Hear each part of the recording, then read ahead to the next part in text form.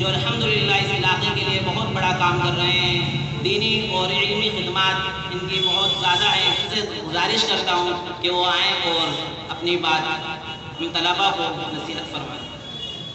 السلام علیکم.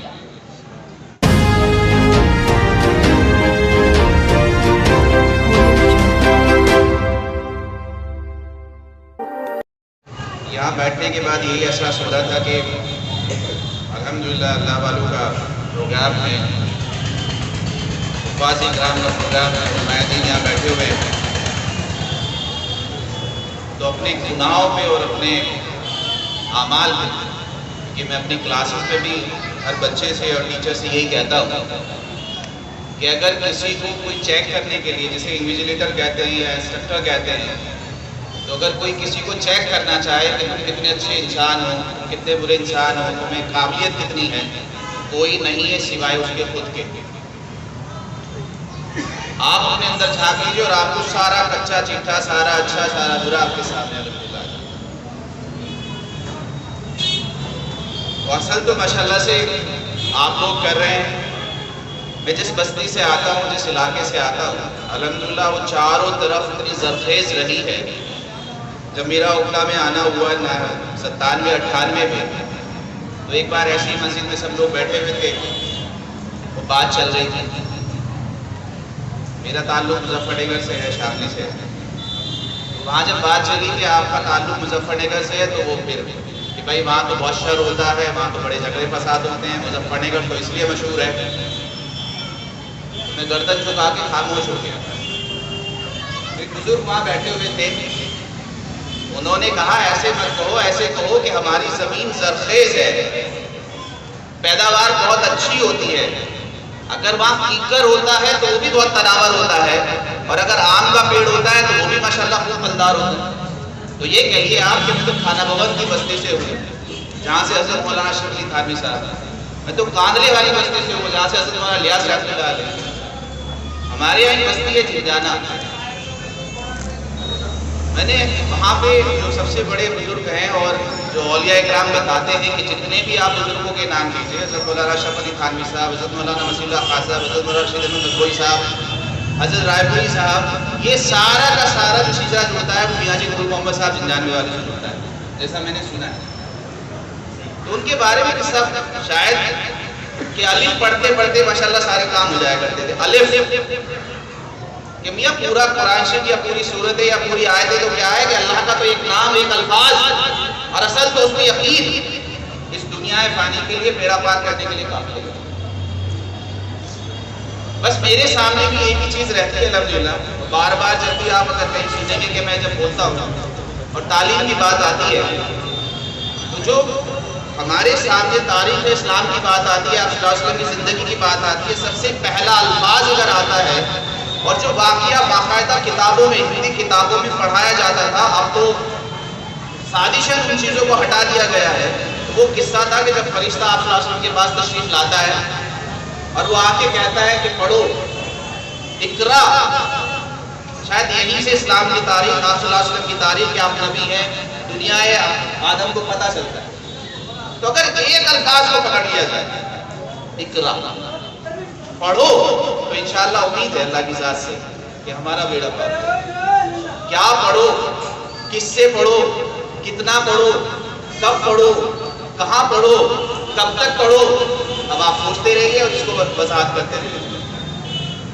تو میں تو یہاں اس پروگرام میں الحمدللہ سننے کے لیے حاضر ہوا تھا، اور واقعی میں بیٹھنے کے بعد احساس ہوا کہ کیا ہم اس لائق ہیں کہ اللہ والوں کی مجلس میں بیٹھ سکیں اور اپنا محاسبہ کر سکیں.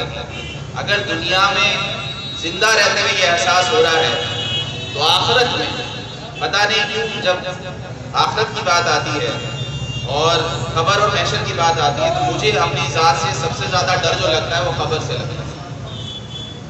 کہ میاں باقی تو مرحلے بعد میں سوچیں گے، باقی تو بعد میں سوچیں گے، جو ہمارے سامنے ہیں کہ ہم گودوں میں لینے والے اور گلوں میں چپٹنے والے اور چورنے والے، اس کو ہم اس گڈھے میں سونپ کے چلے آتے ہیں جو واقعی میں ہماری دیکھتے ہوئے کیڑوں کا، مکوڑوں کا، سانپ کا، بچھو کا، چوہوں کا گھر. وہاں سے کیسے کہانی شروع ہوگی، کیسے آگے ہوگی، بہت سارے مقام ایسے آتے ہیں۔ تو ہم اپنا اگر محاسبہ کرتے رہیں اور ہم دیکھتے رہیں کہ جب وہ وقت آئے گا کہ ادھر صحابہ ہوں گے، ادھر آپ صلی اللہ علیہ وسلم ہوں گے، پورا محشر ہوگا، تو ہم اپنے اوپر کیا سوچ رہے ہوں گے؟ تو اللہ تعالیٰ اس دن ہمیں سرخروئی عطا فرمائے، اپنی ہی رحمت سے ہمیں معاف فرمائے، کیونکہ آپ یقین مانیے جتنے بھی چاہے اعمال کر لیں، وہ اس کا فضل ہی ہوگا، وہ اس کا کرم ہی ہوگا۔ اگر حساب لینے پہ آ گیا تو ہم ایک سانس کا حساب نہیں دے پائیں گے، یہ اس کا فضل ہی ہوگا جو اپنے کرم سے بخشے، وہ اس کا حساب ہے۔ اور دوسرا حساب ہے جو ام الناس کا کہہ لیجیے یا مخلوق کا کہہ لیجیے، کہ ان کا کس طرح سے کرے گا، کہ ہمیں ہمارے کے جو حق ہمارے عزیزوں کا ہے، ہمارے رشتہ داروں کا ہے، ہمارے اقارب کا ہے، ہمارے دوستوں کا ہے، ہمارے والدین کا ہے، ہمارا جو لین دین ہے وہ ہمارا کیسا ہے، تو وہ محاسبہ کرتے رہے۔ واقعی میں اللہ تعالیٰ نے اس قوم کو اپنا خلیفہ بنا کے بھیجا ہے، اشرف الناس بنا کے بھیجا ہے، اشرف الامت بنا کے بھیجا ہے۔ ہم ذرا اپنا محاسبہ کریں کہ واقعی میں کیا ہمارے شر سے ہمارے گھر والے بری ہیں، بچے ہوئے ہیں، ہمارے محلے والے بچے ہوئے ہیں، ہمارے پڑوسی بچے ہوئے ہیں۔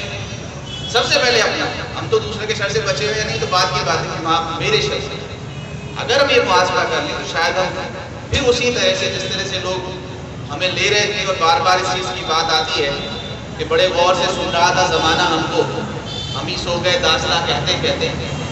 یہ بار بار میں واضح کرتا ہوں کہ ہمارے پاس اگر سچائی کا کوئی اگزامپل ہے تو وہ حضرت ابوبکر صدیق رضی اللہ تعالیٰ عنہ، اگر طاقت کا، اگر ہمارے پاس حوصلے کا کوئی اگر ہمارے پاس اگزامپل ہے تو حضرت علی رضی اللہ تعالیٰ عنہ، دانشوری کا اگر صلاحیت کا کوئی اگر ہمارے پاس ہے تو حضرت عمر رضی اللہ تعالیٰ عنہ۔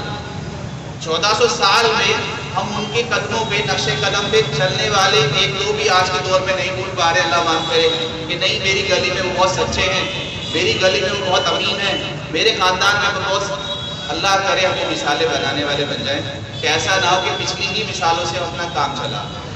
کہیں نہ کہیں تو غلطی ہے، کہیں نہ کہیں تو کوتاہی ہے کہ جس کو اللہ نے واقعی میں بلندیوں کے لیے رکھا ہو اور وہ آج اس رسمندگی میں یا نیچے جا رہی ہو، کہیں نہ کہیں تو ہماری کوتاہی ہے۔ تو اللہ سے ہم رجوع کر لیں، اللہ سے ہم معافی مانگ لیں، اور ہم یہ کوشش کر لیں کہ اللہ ہم سے راضی ہو جائے، کیونکہ اگر اللہ ہم سے راضی ہو جائے گا تو انشاءاللہ امید یہی ہے اللہ کی ذات سے کہ اللہ کی مخلوق بھی راضی ہو جائے گی، کیونکہ جس سے اللہ خود محبت کرتے ہیں۔ تو میں نے سنا ہے کہ اعلان فرما دیتے ہیں کہ میں اس بندے سے محبت کرتا ہوں، تم بھی سے محبت۔ تو جزاک اللہ خیر، حضرت نے کہا تھا تو میں حاضر ہوا، میں سننے کے لیے آیا تھا۔ ماشاءاللہ بہت بہت مبارک ہمارے بچوں کو، اور ہماری یہ کوشش رہے، بس اس میں ایک بات اور جوڑ دوں، آپ بھی ماشاءاللہ سے بیٹھے ہوئے اور سامنے بھی بیٹھے ہوئے ہیں، ہم مہربانی کر کے تعلیم کو دو حصوں میں نہ ڈیوائڈ کریں کہ یہ دنیاوی تعلیم ہے اور یہ دینی تعلیم ہے۔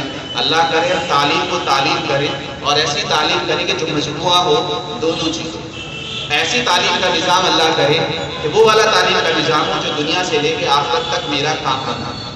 تو ہم اپنے مدرسوں کو بھی اس لیول پہ لے جائیں اور ہم اپنے اسکولوں کو بھی اس لیول پہ لے جائیں، تو مدرسہ اور اسکول نہ کر کے دونوں ایک تعلیم کا نظام بنے جس میں دونوں ہی ضرورتیں الحمدللہ ہماری پوری ہو رہی ہو، ہم سارے سے جوڑ کے بیٹھ کر کچھ اس طرح کی نظامت انشاءاللہ کریں۔ جزاک اللہ خیر، السلام علیکم۔